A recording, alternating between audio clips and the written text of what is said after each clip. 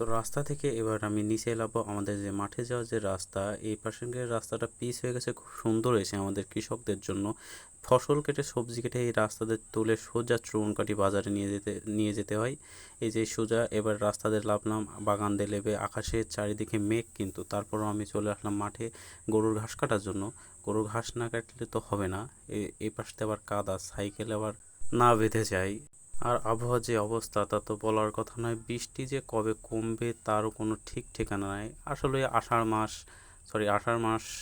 মাসে তো বৃষ্টি তো হবে, বৃষ্টি না হলে তো হবে না। আষাঢ় শ্রাবণ এই 2 মাসই তো বৃষ্টির মাস আমাদের। এই 2 মাসে যে পরিমাণে ক্ষতি হয়, কিংবা আবার বৃষ্টি না হলে হবে না, সারা বছর তো আবার বৃষ্টি হয়ও না।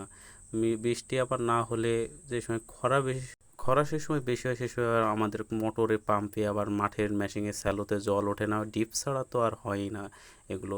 এবার চলে আসলাম পটলের ভুঁইতে, পটলের ভুঁই তো নিড়ানো তো আপনাদেরকে তো দেখিয়েইছি। এখন এই পটলের ভুঁইতে বান দেবো, সেদিনকে যে বৃষ্টি হলো তা তো বলার কথা নয়। আর এখন ঘাস কাটতে হবে। একজন চাষি হওয়া অতটা সহজ নয়। এই যে অনাকাঙ্ক্ষিত যে বৃষ্টি হচ্ছে, এই যে বৃষ্টি হচ্ছে, বৃষ্টিতে এই পটল গাছটা দেন কত বড়, আগা মারা গেছে, মানে গাছটা পুরোই নষ্ট। ঠিক আছে, আর একজন খামারি হওয়া অতটা সোজা না। এখন আকাশের অবস্থা দেখেন, চারিদিকের ঘন মেঘ, টিপটাপ করে বৃষ্টি পড়ছে, এর মাঝে আমাকে এখন ঘাস কাটতে আসছে, দেখেছেন।